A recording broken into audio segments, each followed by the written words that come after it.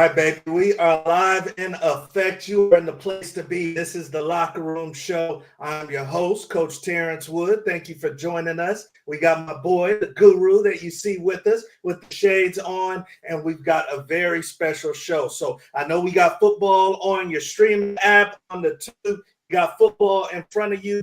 This is where we cover the topics that matter, and we've got a hell of a show lined up for you tonight. So let's get into it. First and foremost, what's going on, Guru? Man, I'm good, man. I'm over here snacking on chili cheese Fritos, the snack of champions, and I'm feeling wonderful. I'm feeling great. Okay. That's my shit. So obviously, you know, Guru loves his snacks, so he's always gonna have his favorite snack. But tonight we're going to talk about the gentleman in the middle of the screen. I'm not going to say how long I've known this man because that would date us, but we've been down with each other for a very long time since we entered the University of Colorado together. He is someone who is a bad man, you guys, on the football field. This is a prep All-American, big-time recruit. Could have went anywhere he wanted in college.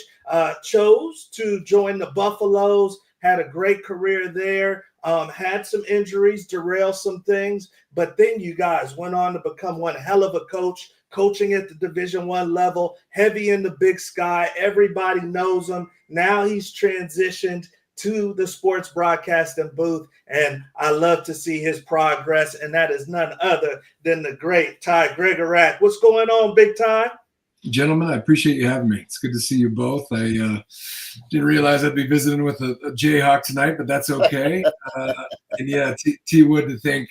I'll let people do the math on it, but yes, you and I took our visit with Big Vic and others in 1996, man. So it's crazy. You look good, though. You look good. Thank you. I have I'm married young and have young kids, so they keep me young. So life is good though. That's I love it, man. I love it. And for those that are joining us, once again, welcome. You're in the place to be. You guys are going to get some good nuggets tonight. You know, this guy has had a life built off of the gridiron and doing his thing on the football field and helping others do their thing. And once again, right now, he is heavy in the Big Sky Conference. You guys, he knows the ins and outs. He's going to talk a little recruiting, a little transfer portal. So you guys are in a great spot. First thing I wanted to talk to you about, man, and those joining us, all the topics are on the bottom ticker. The pregame prep, because you were always a pro's pro. So whether we were battling it out on the football field, whether it was you coaching as a defensive coordinator at times, or whether it's now with broadcasting, which one's the most difficult, Ty, as far as the pregame prep? Good question. Physically, obviously, being a player, I mean, you know, and you picked it. I mean, Candace, my wife, actually saw that picture and she's like, "Oh my God!" And I said, "Yeah, I think that was from my fall camp, my first fall camp with you in 1997. I don't even know if I turned 19 there. I was a baby." Wow.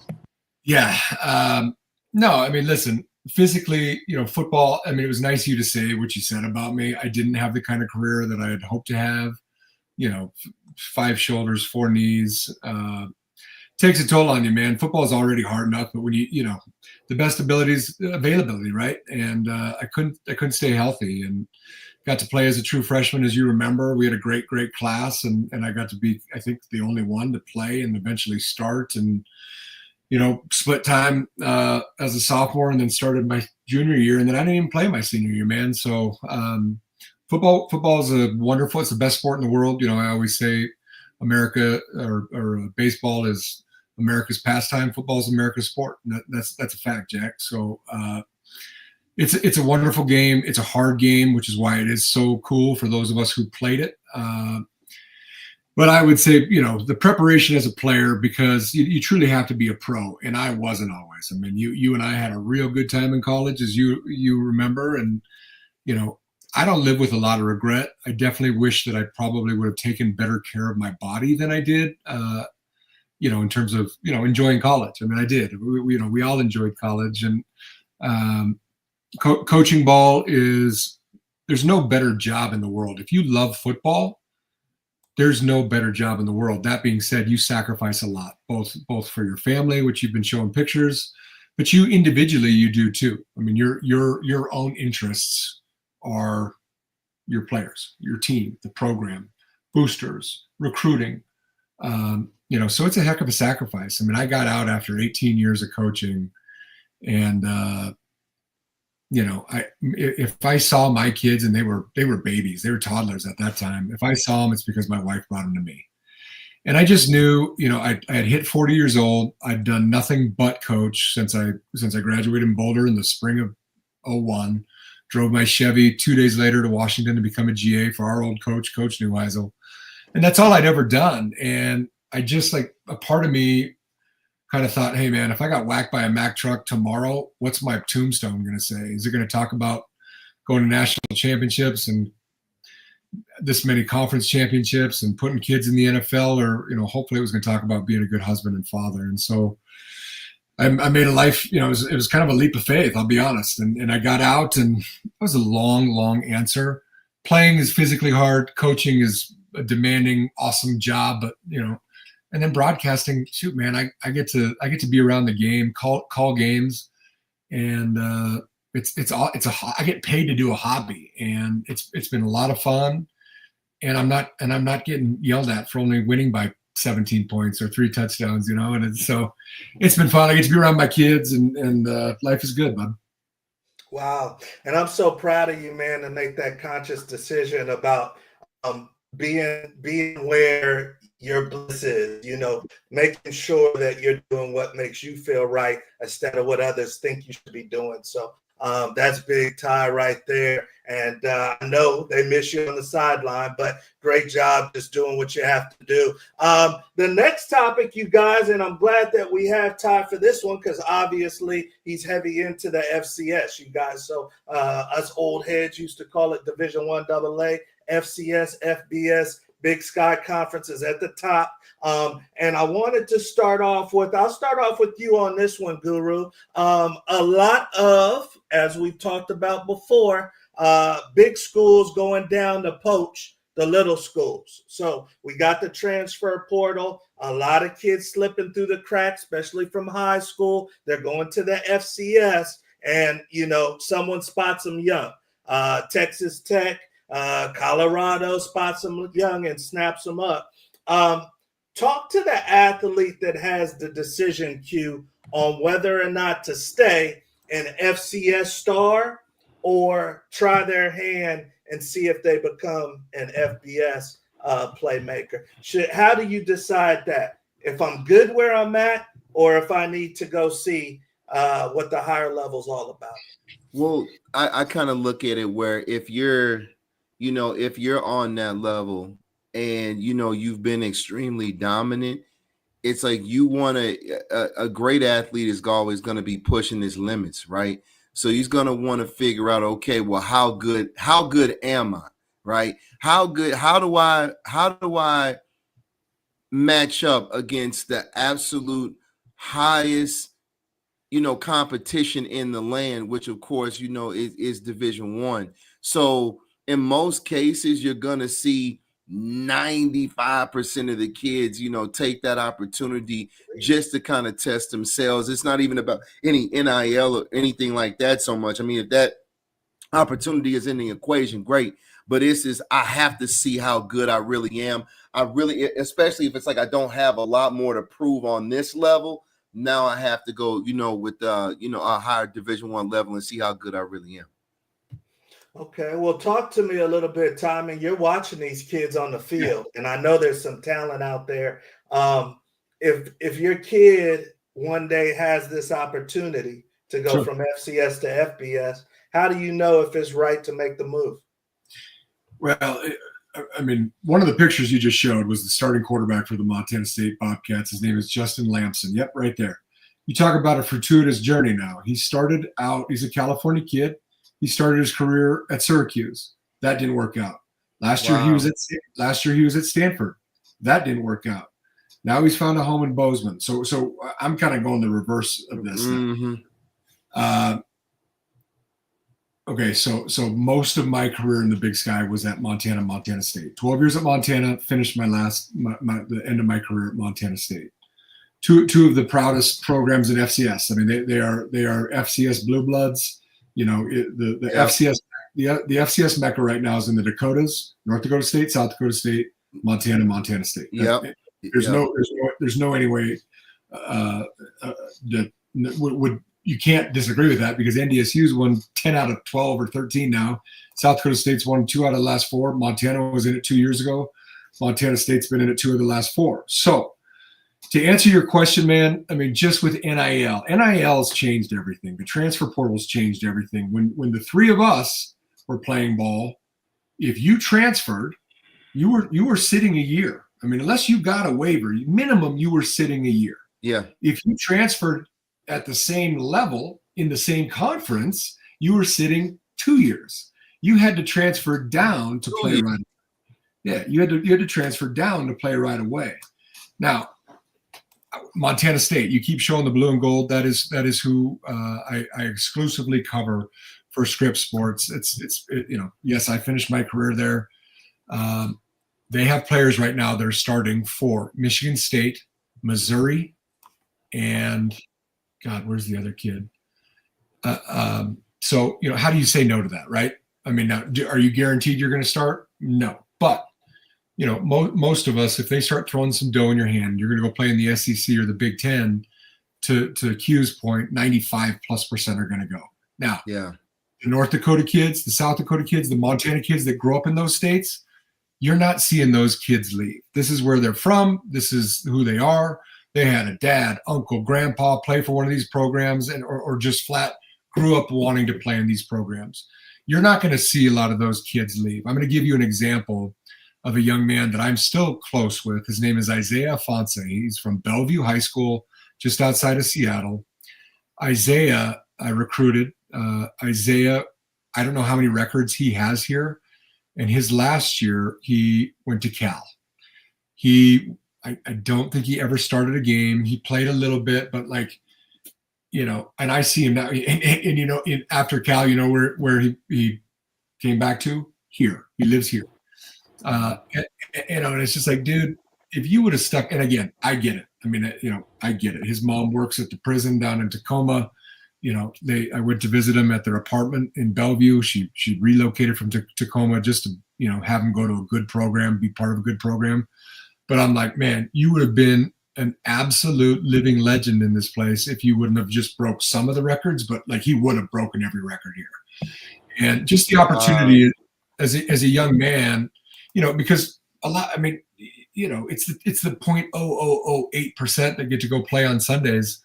When you have an impact in a community and you're a good dude and people get to know you, they want to hire you for your future, and yeah, so listen, I've said this on air a few times in the last few years. I don't like what's going on. The FCS, especially the good programs are kind of becoming AAA ball, man. People are coming into that program right there. That's Kansas City, Missouri. Yeah. I mean, they're coming in and they're, I've said it. It's like, hold on. So 2 years ago, a year ago, 3 years ago, you were an inch too short, a tenth too slow. And then one of these programs takes a chance on you because you're a good player, but you're not quite, the old Big Ten, SEC, whatever, Boise State. So these guys take a chance on you. They feed you, they develop you, they love you, they coach you. They're a father figure, a brother figure, they're a mentor. And then you take, 50 G's or 100 G's or whatever and leave. That kind of pisses me off. I'm not going to lie. As a guy that cut my teeth, I was a GA at Washington for 2 years. I coached at UNLV briefly. My existence as a coach is coaching the old 1AA FCS ball. Look at my hair right there, by the way. God, I had some good salad going on. right there, I just looked like a pissed off rhinoceros. It looked like it was about 20 pounds overweight too. But no, man, listen, I get it why kids would go. I don't know if one of the three of us that was playing in Missoula, Montana, and Tuscaloosa calls, who's going to say no? I just don't like it. But that's just my opinion. Yeah. Yeah. No, very interesting dynamic, and it's a crapshoot a little bit. Definitely some kids are winning, but some kids are not seeing the field. You're making that jump, you're I mean, not seeing the field. well, okay, so let's just talk about I mean, I don't know how many thousands entered the transfer portal last year. How many thousands were left homeless? Left home. They didn't land anywhere. Yeah. So Yeah. I mean, that's a problem. And I think it was Greg Olson a couple weeks ago. He said, and again, a lot of us. You and I were talking pre-show, man. If you can go serve and die for your country, you should be able to make money in college as a student athlete. Okay.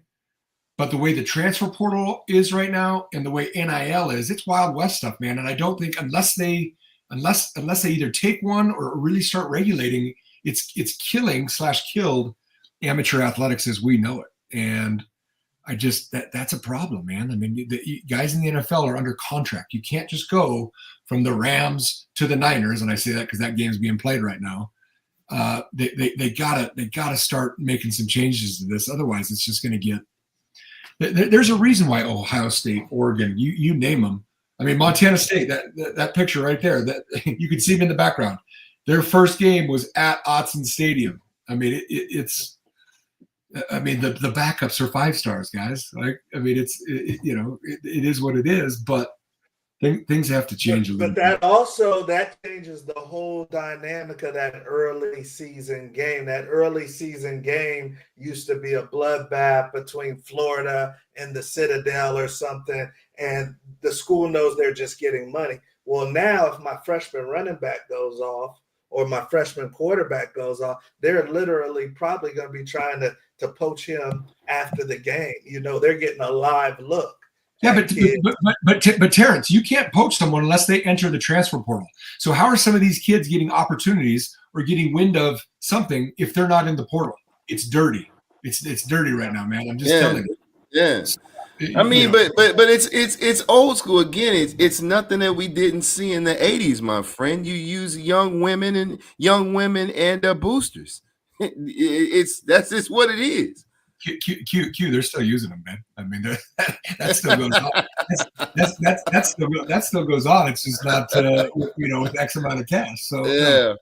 No, listen. Well, speaking of what somebody needs, and yes, we can carry on this topic, you guys, till the end of Kingdom Come. I see the great Ernest Munoz coming in. What's going on from Texas? We love you guys in San Antonio. Former teammate Scotty Nemeth says, love this show. We enjoy you, and we love you, Scotty. And then, of course, the great Coach Foss coming in out of Georgia or Alabama. I don't know where Coach is at right now, but he says it's going through the high school ranks now, too. So, yeah, 100%. The big-time high schools are dealing with the same thing. Right there, Coach. Speaking of needs, and you can deal with this and relate to this, Ty, being a big-time D1 coach, but there's pressure. There's pressure on these coaches, and the honeymoon eventually wears off, and our Buffaloes are struggling a little bit. And, of course, down there in South Carolina, Clemson, where Dabo built that house, they're saying that maybe they need to kick them out the house in South Carolina. And then they're feeling the heat in Gator Country in Gainesville. So I want to ask you guys, and I'll start off with you, Guru. When you think of Coach Prime, when you think of Billy Napier, when you think of Dabo Swinney, when you look at these schedules and remaining schedules, which one of those three, man, can benefit the most from getting a win under their belt this weekend? Man, I'm gonna say Dabo. I mean, man, Clemson has been on top for so long, and their expectations are through the roof. I think that's one thing that has changed as well in regards to the portal. Is you have schools now that might have been maybe middle of the road that that have accumulated enough money through boosters or what have you. Now they're serious contenders, man. Syracuse has been making a lot of noise. I mean, for Christ's sake, man, look at Vanderbilt, man. Like Vanderbilt's like in the mix, like kicking ass in the mix, and a legitimate problem in the SEC. So that's what money will do for you, man. So, between these three programs, Unfortunately, I think we all kind of had an idea that, CU might have been, in a bit of trouble losing Shador and Travis. But I mean, we'll just have to see, man. It's been a crazy season. We expected that. So anything can happen on Saturdays, right? All right. So Guru says Dabo needs a win, or he's in a little bit of hot water. What do you say, Ty, as a coach that's heard people chirping about him before? Which one of these coaches need a win under their belt? I will go with the place that cares about it the much, and that's the SEC in Florida. I think Billy Napier is a good coach. His schedule the last couple of years. I mean, I looked at the schedule. What's he got? 8 top 20 teams on the schedule. It just means more is a real slogan because it's real. The SEC, they care. I had Mike Price. You guys remember that name? His son told me, they'd get death threats in the mailbox, and they never even coached a game there. I think that guy's a good coach. I think he needs to win just because no one is afraid in the South to cut a big check. Dabo Swinney's won multiple national championships. Who are you going to – I mean, he's reset the bar. He has reset the standard at Clemson. Clemson's had good teams in the past. He's won multiple championships. He's been in a playoff multiple times. I get what the Guru's saying. The problem is I'm looking at him right now in the picture, he was one of the slowest, latest guy to the party in regards to all the newness of college football. Like, I mean, the great ones adjust. You have to adapt or you die. And sadly, he and his program are kind of dying right now, and it's very visible. And they're not doing anything with Coach Brian. They just signed him for $10 million or whatever. I mean, he's fine. But that being said, just as a former Buff, it'd just be nice to start seeing a little more substance and not all the exterior stuff. You won 9 games. Awesome. You didn't win one game against a ranked opponent, and then you got waxed in the Alamo Bowl by BYU.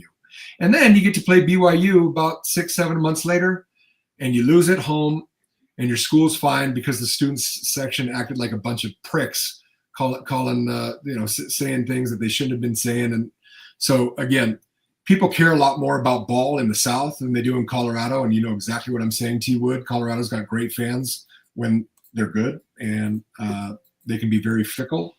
So if to answer your question, those boys in the South better get some dubs a lot quicker than Coach Brian in my mind.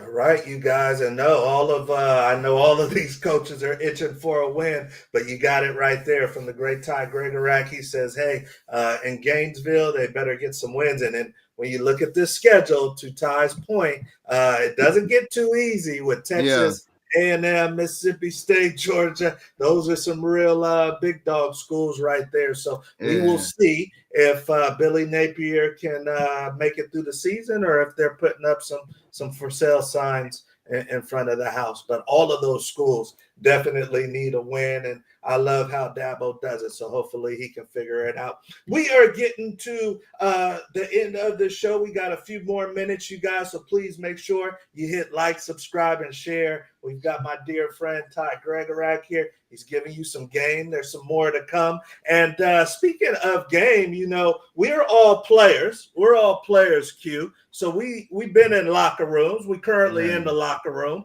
but we've been in locker rooms before.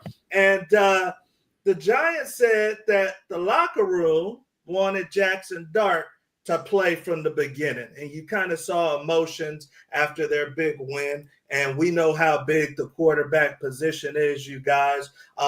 So, when these schools have so much riding on the quarterback back to the college level, whose decision should it be whether somebody gets snatched out the game or whether somebody still gets to play? Is it the head coach? Is it the OC Guru? Is it the offensive line that's got to listen to the checks, Ty? We'll start off with you, Guru. Who should have the word on who's taking the snaps in a big game? Man, I'm gonna say it's gonna come down to the OC. It's one of those things where we're not gonna say the O line, regardless whoever's under center. You got to block, right? You got to do your job. You got to fire off the ball. So it's one of those things where we can't really look at that. but it's gonna come down between the OC and or the position coach. QB1 again. Obviously, that is the marquee position in this game, and it's like you see as a coach, you see it from a player standpoint and as a coach's standpoint, man. Okay, I see how these guys are reacting to this kid. Like, say for example, you put Jackson Dart in. Okay, we're looking on tape. And our receivers are actually they're running their routes, crisper and harder. Everyone's actually looking for the ball. Like, man, a team will subconsciously, man, start reacting to the guy that they really want in there, and you can see it on film. Yeah. So do you listen to them, or is it the head coach? Hey, my name is the one in the paper every day. I'm making the call. Talk to me, Ty. Who should really have that final decision on if a kid gets some extra time or not? Yeah, I mean the buck stops with the head coach. I mean we know this. I mean, but the offensive coordinator more often than not always, but a lot of times the OC is also the quarterback's coach. So you got to trust that guy and hire the right guy to make those decisions. But I mean there's a lot of conversation in coaching in meeting. I mean you meet when guys are. My grandma, God bless her soul, rest in peace. She's like, "What the heck do you guys do all day?" I'm like, "Grandma, you gotta understand, man. We get 12 games, hopefully more. But it's such a quick turnaround in football, right? You got to put that thing to bed on Sunday, and you got 3-4 days of work, and it's really like 2 to 3 days of work. So the buck stops with the head coach. You bring up Russell though, man. I mean, let's call a spade a spade. He's been benched at his last 4 stops: Seattle, Denver, Pittsburgh, the Giants. The guy's a Super Bowl winning quarterback. He's married to one of the finest women on the planet, but they just went with Jackson Dart, and that's not why. I mean, that guy's trying to save his job, and if he feels like that guy gives his team the best chance to win, he's going to take that guy. If he feels like Russell's the best chance to win, he's going to let Russell Wilson cook, so to speak. But Russ ain't cooking anymore, guys. Yeah. So it's kind of. I mean, I had a dad ask me. You guys, I know T Wood is Q. You're probably a dad. A high school dad asked me if you got, it's college, high school. If you got a freshman or a sophomore that is of equal level to an upperclassman who you play, and I said, well. You always go with the upperclassman if that kid's a good kid and a leader, blah blah blah. But if he's just a little bit better, you got to put the guy who you think is going to help you win games. And oh, by the way, that guy is also your future. So did you ever have a conflict, Ty, when you were the D coordinator, as far as who you thought should be on the field and who the head coach thought should be on the field? Yeah. There's time. Yeah, there's times where that happens because especially. A lot of coordinators, it's kind of changing. A lot of coordinators are walk-around guys now, but in the past, and it still happens this day, coordinators coach a position. So you get close to guys. You just do. Those are your other sons. Those are kids that are special to you, and so yeah. But again, the head coach has the final say. That's just the way it goes. So yeah, I mean. Go ahead. I mean, when you look at it, let's be real, guys. Like, man, Russ hasn't been Russ since he left Seattle, man. We haven't seen that. We haven't seen Russell Wilson in like 5 years, right? And sometimes, man, it's like, guys, they, sometimes you see them and they get traded and, they end up, man, finding a spark later on in their career. And some guys, man, it's hard to see guys that are just kind of hanging on by a thread and trying to extend their career. And, man, it's just nothing left in the tank. But I agree with you totally, man. I mean, So in you guys' opinion, it was head coach call? More than likely, yeah. Okay, yeah. It wasn't the OC saying, "Hey, we need to." Okay, all right. No. And of course, some people coming into the chat. We say the great Coach Falls saying, "Russ, Sierra runs me, Wilson." And my wife, who loves Sierra, says, "Put Sierra's husband in." So I know who she wants to see. I get it. I get it. I just called her one of the finest women on the planet. That is a fact. So I get it. But the guy's also got to go produce, and he had flashes last year in Pittsburgh. I mean, they had a nice little run there where he was playing pretty good ball. They were collectively playing pretty good ball, and I think he and why was he let go, right? I mean, you start seeing a pattern and you go, maybe it's Sean Payton in Denver, he was like, no, your entourage ain't coming around here. Sorry, go get them out. They're not coming around. This is a new deal here. So. Yep, 100%. And that is it from team to team, you guys, who's making that decision. We are on to our next topic, you guys. And this one is real time, you guys. We deal with athletes across the country before you go pro, recruiting and mentoring. And a lot of athletes right now are coming to us and saying, Coach, what do I do? I'm the leader of the team. I'm the team captain. Maybe I'm really supposed to be playing wide receiver, but our quarterback went down and I'm the best athlete and coach has me at quarterback, but I want to be recruited as a receiver. Maybe I'm a defensive lineman for the team, but I really should be a linebacker. So I want to ask you, and we'll start off with you, Q. If I'm a senior in high school, man, and this is my free agent year, I've got schools that are talking to me, but nothing has went over the fence yet. Coach has me playing out of position. Do I have the right to go talk to coach? Is that being selfish? Maybe we're winning. How should I handle that, Q? I mean, if I feel like I'm playing out of position, I have the right as a player to sit down with my coach and be like, Coach, what is there a reason why you have me where you have me, right?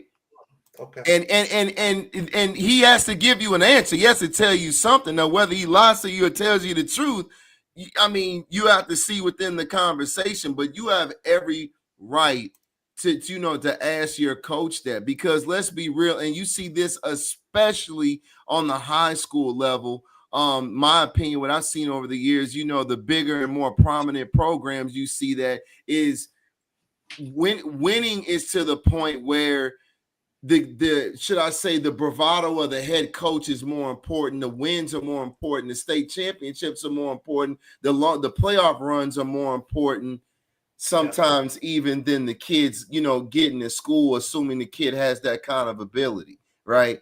So if you have a kid that good and well needs to be, should be like a free safety, and you got him down in the box, and then scouts come to see him and they know they're projecting him as a safety, but they don't know if he can cover it all. I mean, that's an issue just for the sake of you as a coach keeping this kid in the box, getting 10, 15 tackles a game so you can go try to get a state ring.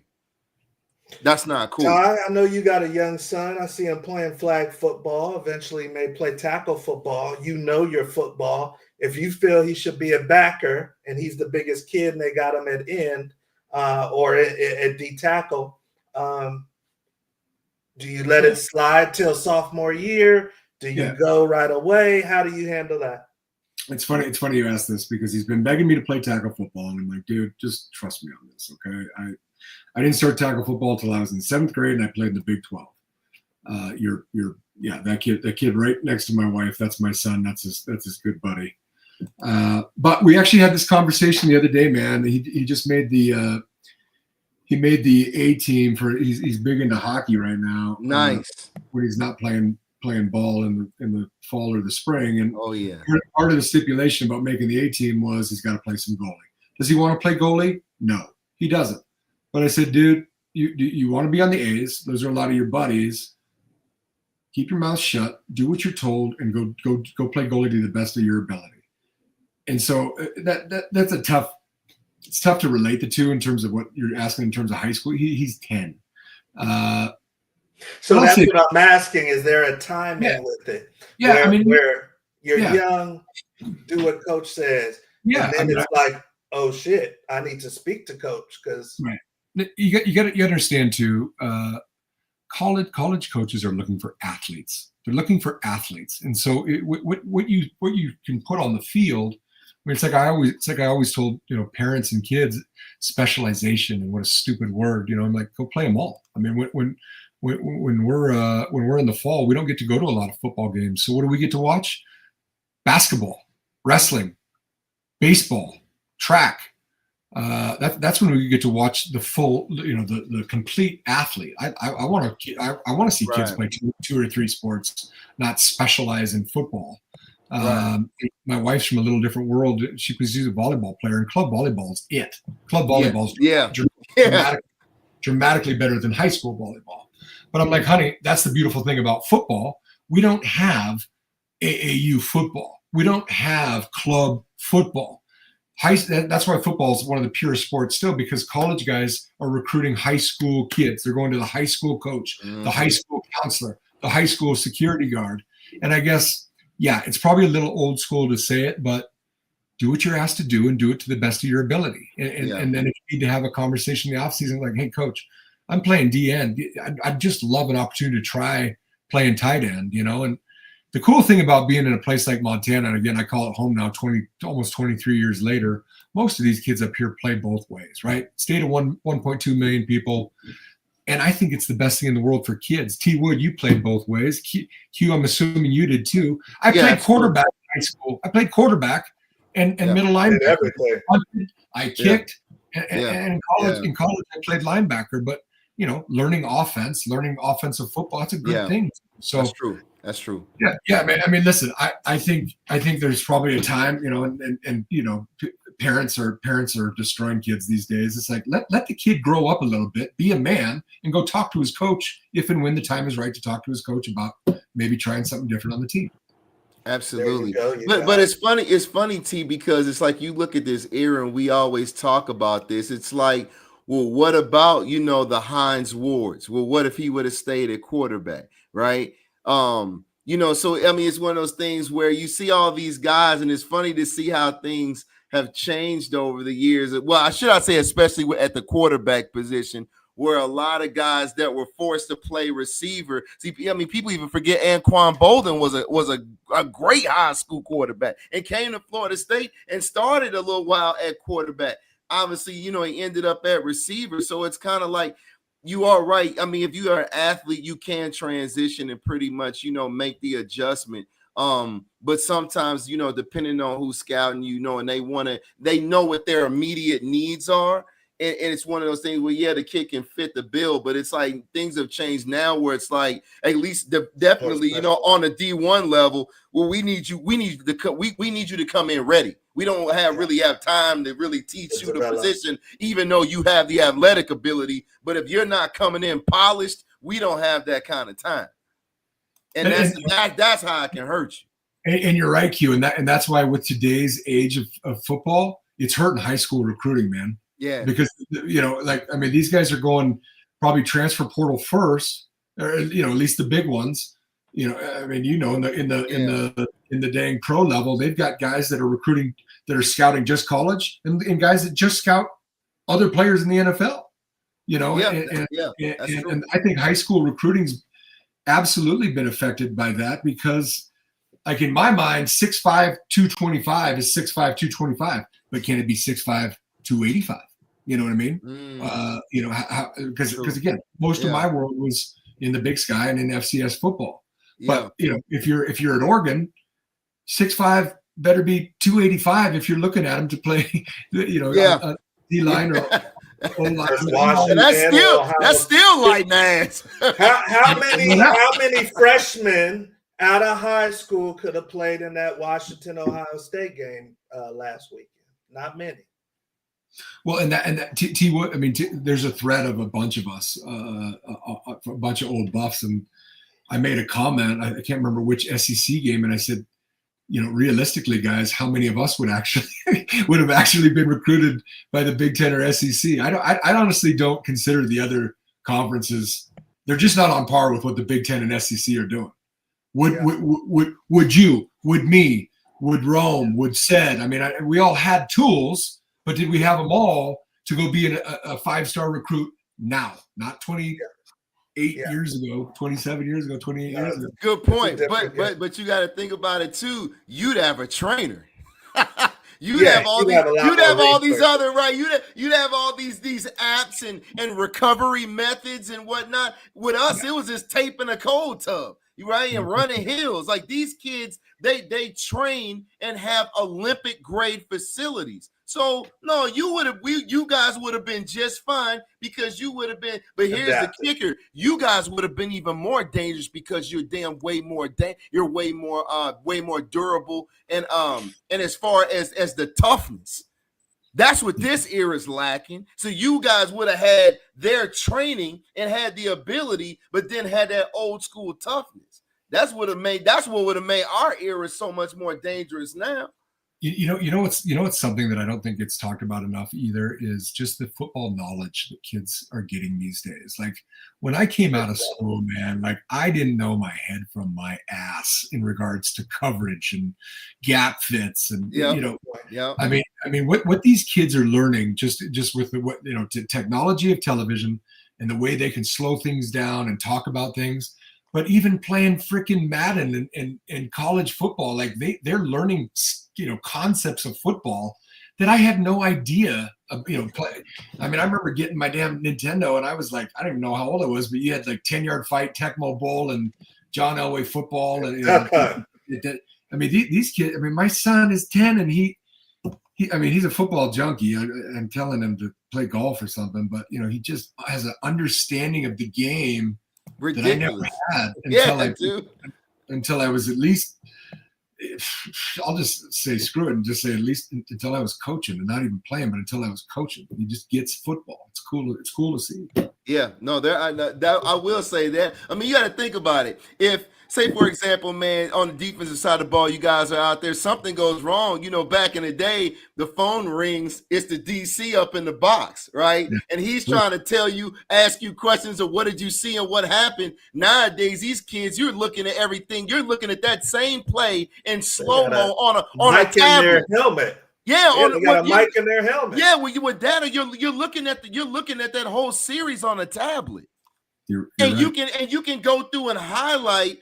They do that in high school. In high school, yeah. Well, you made false steps, you're aligned wrong, and make adjustments like this on that tablet. I'll say this too, and I know we got to get going, but just talking about technology, and we're just talking about understanding the game, the tablets, all of it. But for all I know you know what you guys do. A big part of it's recruiting, and there's parents, and technology's also improved in what we're wearing. Is football a dangerous sport? Yes. But the technology is the safest it's ever been. The rules have made it to be a safer game than it's ever been.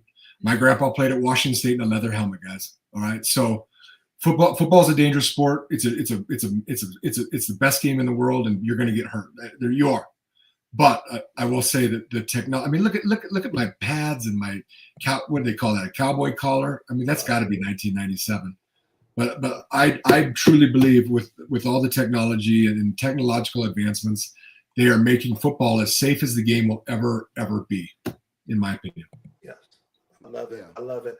All right, you guys, and we are ripping and running. We know some of you guys are getting back after halftime. We are to the lightning round and having a blast with my dear friend, my family member, the one that I came in to see you with back in the late 90s, the great Tyler Gregorak. This is his first time, you guys, going through the lightning round. So this will definitely be fun since I know this gentleman. So let's rock and roll. If you are joining us for the very first time, this is our version, you guys, of word association.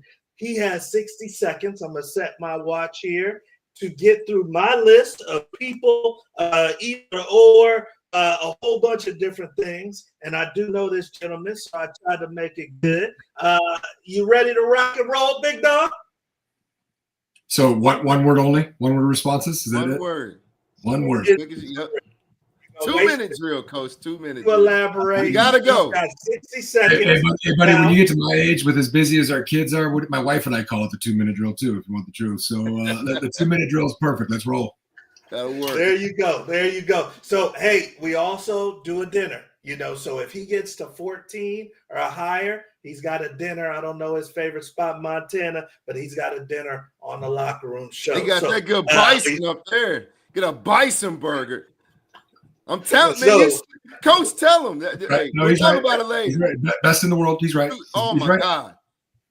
Okay, cute. Smart, The guru knows. The guru knows what they're eating in Montana. So 60 seconds, rock and rolling with my boy from the Sail Block, even though he got to play right away as a freshman and the rest of us didn't. That's okay. But rocking and rolling with my boy Ty. So first thing that comes to your mind, Ty, when I say what's on my list. Let's get this coconut water out the way so I can get ready with Ty. All right, 60 seconds. All right, first thing you got, Ty.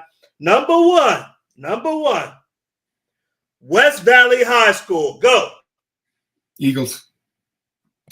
Brian Cabral. Wonderful. Wonderful man's 2 words. Wonderful. Shrimp fried rice or chicken fried rice? Chicken fried rice. And look at the size of me. Best you've ever played against? Ricky Williams. Or that's favorite. Ricky Charles Woodson, Ricky Williams. Ricky. Favorite salad dressing?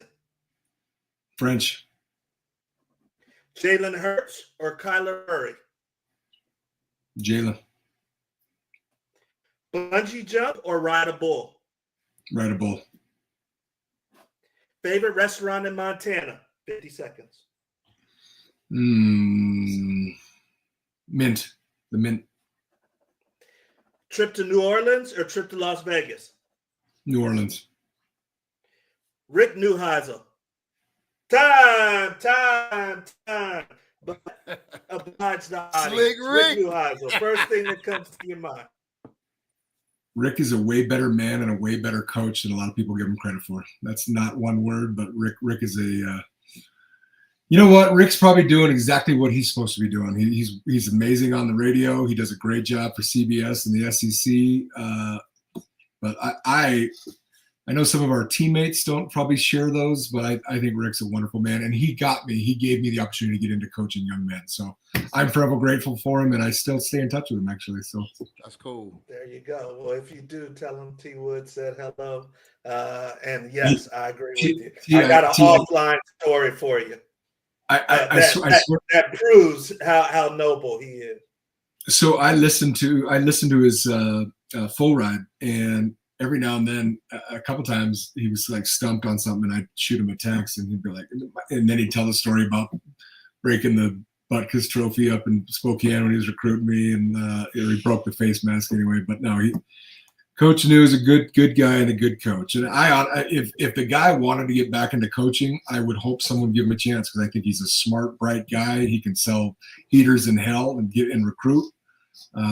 I wish someone would give it, but he's probably enjoying life too much, doing the media stuff. And it is fun to be around the game without the craziness of the game, so to speak. Yeah. 100%. So shouts out to Coach Rick Neuheisel that got Ty from Washington, got me from California, and so many other great players up to Boulder. We are on to our last section of the show, you guys. Definitely appreciate the time of my dear friend. The chat is live, and I see some of our people coming in. So if you have a question for Ty, please feel free to put it in the chat section. But I know, Guru, you got something for our guests. You know what? Actually, I just had a question in regards to the season, like I was saying earlier. Man, some great games. It's been like last week was a ton of overtimes. I just want to know, Coach Hell, who do you got winning it all, and who's your sleeper? Good question. Well, you mentioned tie. Just seeing that tie in the NFL. Can the NFL do away with ties, for God's sakes? That was just dumb. I mean, it's like the most un-American thing ever to still have tie.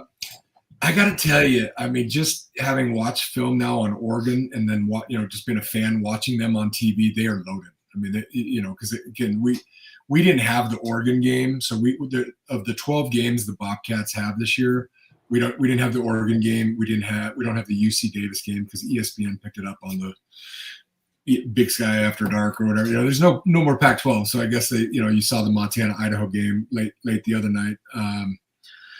I think Oregon's really, really, really good. They would be.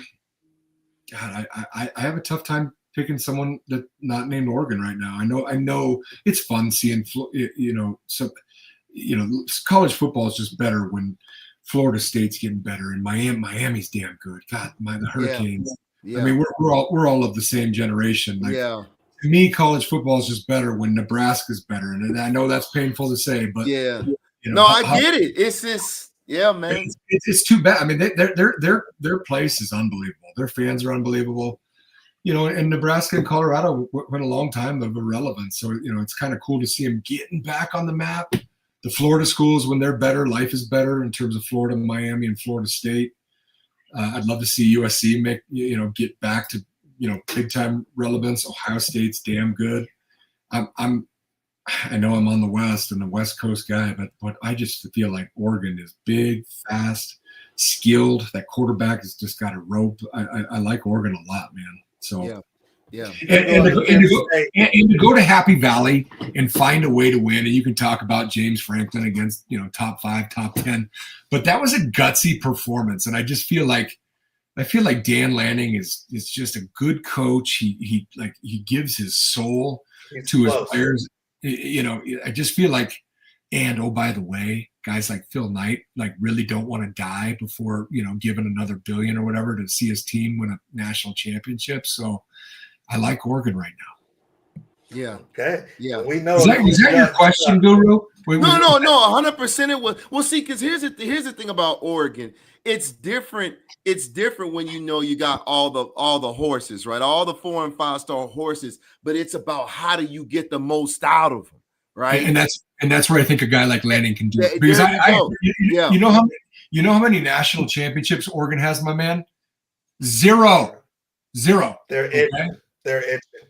All more money than God, and they have zero. I just feel like they're putting the pieces in place. They've had Ferrari leather seats for a while now. Okay, yeah, that's but real. I feel like I feel like they finally went and got a football guy that cut his teeth in the SEC, and he's bringing that SEC mentality to. And they needed that. They needed that, coach, because remember a few years back, they made it there and they got whooped by Alabama because they weren't tough enough in the trenches. So right. I agree 100%.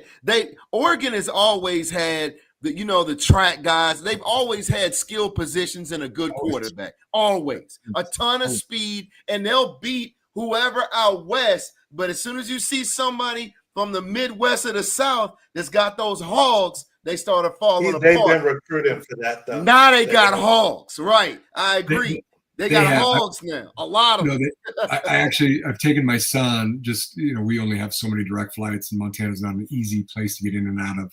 So my son and I have actually gone on 2 boy trips in a row to the Fiesta Bowl. And 2 years ago, we got to see Oregon live, and we had great seats. That was Nick's senior year, and you could just see, man, like they're making moves to. They're going to be. I mean, you got to win it all. I mean, it's like, guys, Ryan Days won 90% of his games, and half of Buckeye Nation wanted him out because he couldn't beat Michigan, and he hasn't won the big one. Well, what did he do? He shut them all up and went and won the big one, and that's all Lanning needs to do. And next thing you know, and that success is just going to keep bringing more and more success to Oregon. I don't know if it's this year or not, but I do feel like he's the guy, and the passion that he brings, and the guy's damn good in my mind. So. Ty, I know you got to run, but I'd be remiss if I didn't ask you one question, buddy. Your son, he's going to come up and really want to get into this game. Is he with you? Come here, you're fine. Sit with me. Because it's on blur. There you go. Hey, superstar. Me and your dad go way back. I know you probably haven't watched this film, but your dad would rip a quarterback's head off. And I just want you to know. There you go. But this is good because we've got him right here with us, man. What do you want your son to know as he goes through this journey of the football industry? What do you want your son to take from this game? You have to love this game because it's so damn hard, and he knows that.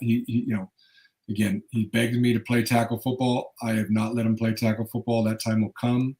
The camaraderie, the brotherhood, there's a lot of highs and lows. I mean, I remember, sleepless nights in Boulder where, you can't roll over on one side because your shoulder's in a sling, and yes. it takes a toll on you. as a dude. I mean, it's just football's a hard game, but it's the best sport in the world.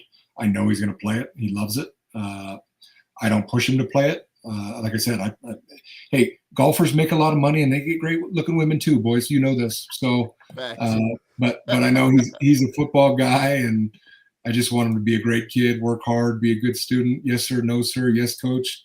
He goes up after every practice. I don't care what sport he's in, and goes and thanks the coach. That means a lot to me, just as a coach. You know, I've had more guys like, oh, you can tell your son is a coach's kid. And it's like, no, parent your kid that way too. You know, like so many kids don't know how to say please and thank you anymore. And, you know, little things like manners, and he'll hold the door for a family of 5 and not even the father will say thank you on the way. And I'm like, that's what's wrong in our country right now, man. Like, just being a good person can get you really, really far in life. And obviously, you know, we've all made a lot of mistakes in life and done stupid stuff. But, you know, I think if you're a good person at your core and work hard, you can have a pretty dang great life. So you know, he finished your book, dude. I mean, he just turned 10.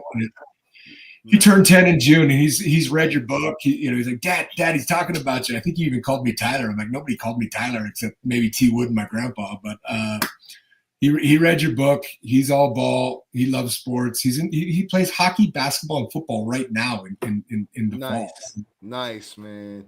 That's awesome. Well, hey, man, thank you for the time. Thank you for letting Dad have some time in the locker room, and we're ready for you. Whenever you're ready, Coach Wood is ready for you, okay? Definitely. Okay. So T. Wood, obviously, you know, and then the guru here played for Kansas. You got any questions for them or anything you want to say? I'm good. You're good? Cool. Well, appreciate you coming on, big man. He's built different, man. You got to let him be him. He's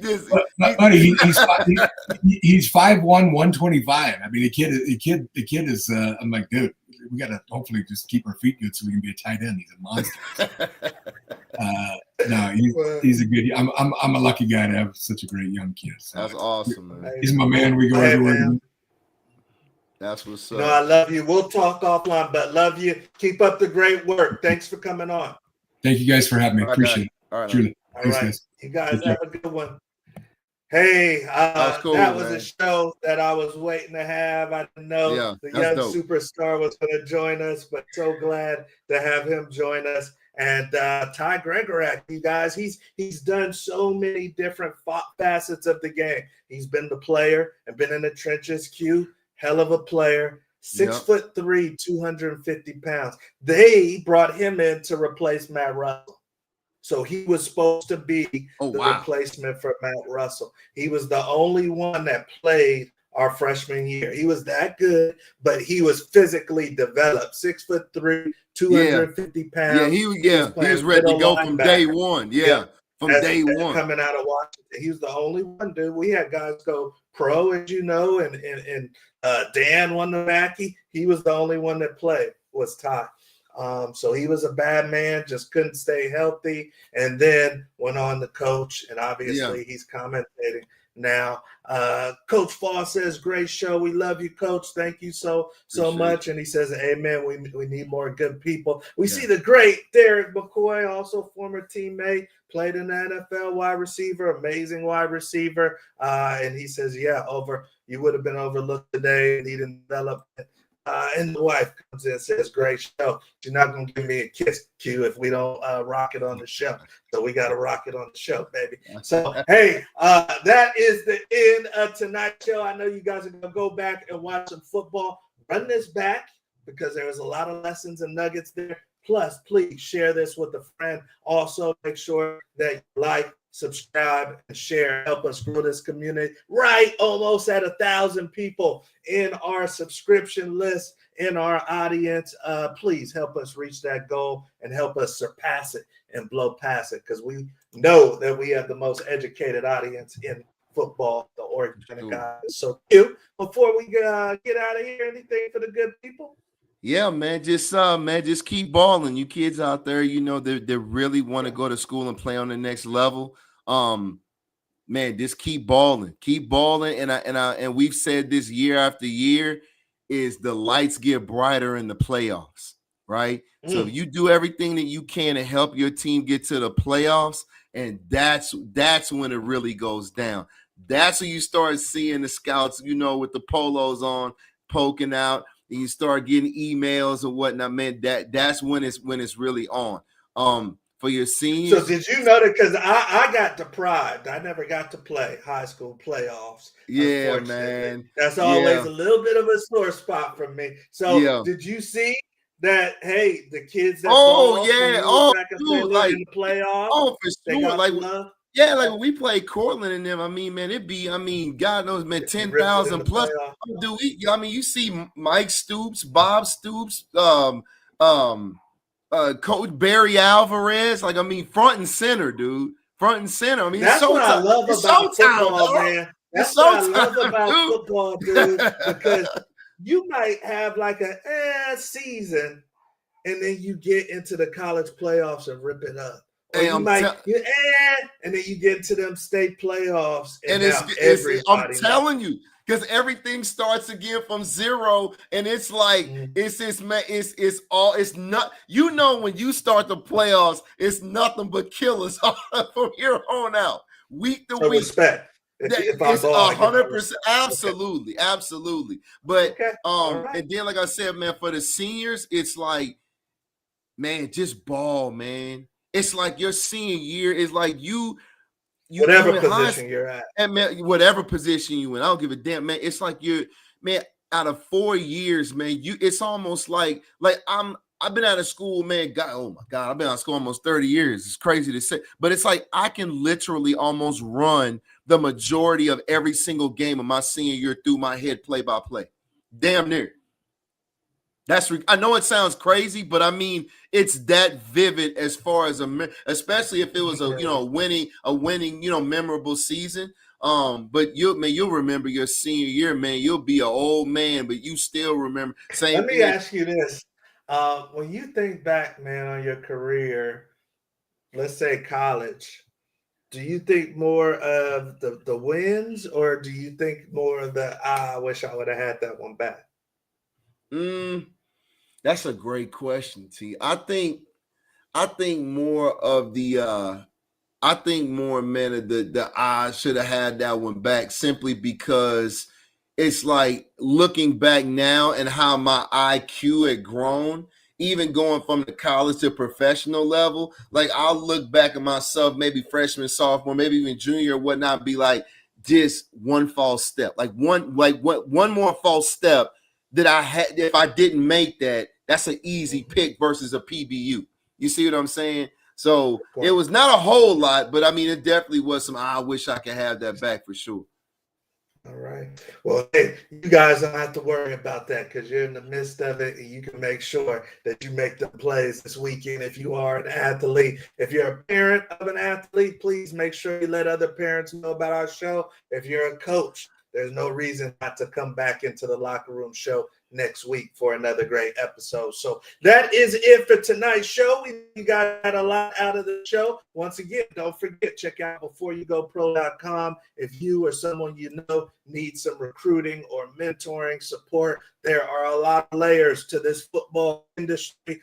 A lot of opportunity if you know what you're doing. So make sure that you get after it. And then, of course, we've got the NIL knowledge for you too. So check out NILLLC.org. Once again, www.nilllc.org, and get some free education on NIL. So that is it. I'm Coach Wood. That is the Guru.